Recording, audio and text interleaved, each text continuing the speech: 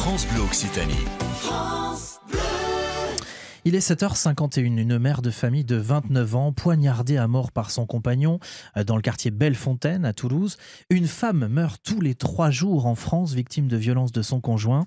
Eh bien, l'invitée de France Bleu Occitanie Matin est Natacha Castelbou du mouvement Les Effrontés. Elle répond à Olivier Lebrun. Bonjour Natacha Castelbou. Bonjour. Vous parlez du premier féminicide de l'année. Ce qui vous fait bondir, c'est quand le procureur de Toulouse évoque, lui, la piste du drame passionnel. Pourquoi c'est des termes qu'on ne doit plus employer ? Alors, piste passionnelle, ça fait directement rebondir à crime passionnel, ce qui a été déjà abrogé en 1975. Et en fait, parler de crime passionnel, c'est une manière de minimiser et de justifier un acte qui n'est qu'un meurtre au final. On n'a pas le droit de le justifier par la passion. Il faut parler de meurtre, Il faut parler de meurtre, de féminicide, mais on ne peut pas parler de passion dans cette histoire. L'autre affaire qui nous a tous révoltés ces derniers jours, c'est le combat de cette femme victime de violences conjugales alors qu'elle a été défenestrée, rendue paraplégique par son ex-compagnon.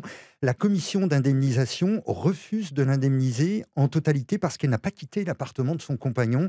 Il y aurait donc une responsabilité partagée ? C'est ça qui est problématique, c'est que la commission d'indemnisation a réussi à faire croire à cette femme qu'elle est responsable de ce qui lui est arrivé. Or, une femme n'est jamais responsable des violences qu'elle subit.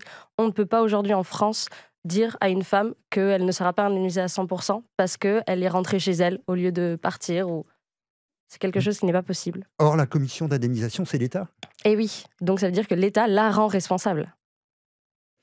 Les violences conjugales touchent, on le disait, plus de 200 000 femmes chaque année en France, classées grande cause nationale en 2018. Et pourtant, Muriel Robin l'a dénoncé, il n'y a pas assez de moyens pour les protéger, ces femmes battues. Non, il n'y a pas assez de moyens. Nous, aujourd'hui, les effrontés, on demande 1 milliard pour pouvoir les donner aux associations des femmes qui ont subi des violences, aussi pour les centres d'hébergement et pour que tous les soins des femmes qui ont été victimes soient remboursés à 100%. Et aussi, on demande que tous les professionnels qui accueillent les femmes victimes de violences suivent des formations pour pouvoir les prendre en charge, notamment la police, la gendarmerie, les centres d'hébergement, les soins. C'est-à-dire que quand une femme est victime de coups, elle n'a pas forcément une solution d'hébergement immédiate ? Non, c'est très compliqué aujourd'hui. Après, à Toulouse, il s'est passé quelque chose de très bien. Le camp des femmes s'est regroupé le 23 novembre devant le parquet de Toulouse. Il y a eu plus de 300 personnes qui se sont regroupées et ils ont réussi à avoir quand même des solutions d'hébergement immédiates. Donc ce qui est très bien, et une enveloppe financière aussi pour cela. Alors il est 7h54, si vous venez de nous rejoindre, l'invitée de France Bleu Occitanie Matin est Natacha Castelbou de l'association Les Effrontés. Elle répond aux questions d'Olivier Lebrun.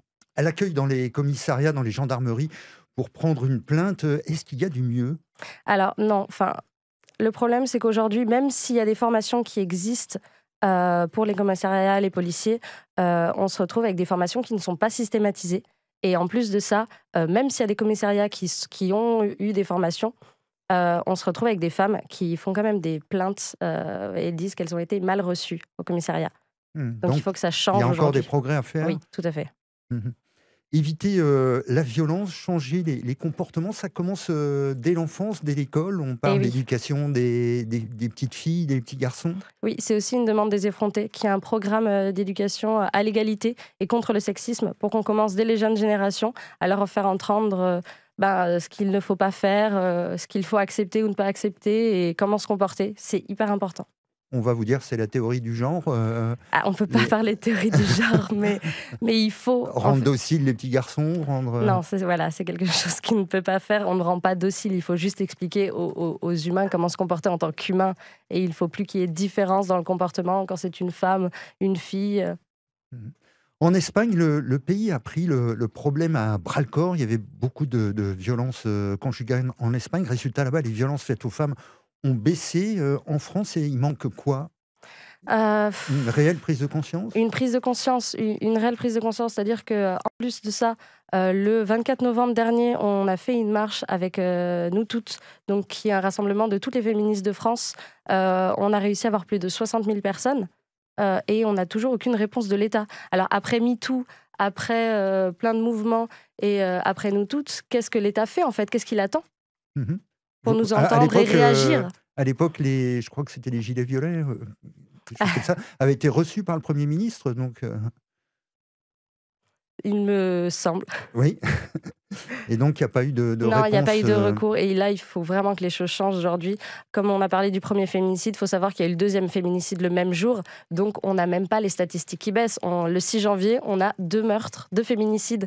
Donc, les stats ne baissent même pas. Merci Natacha Castelbou d'avoir été avec nous ce matin. Je rappelle que vous êtes membre de l'association Les Effrontés. Bonne journée. Bonne journée.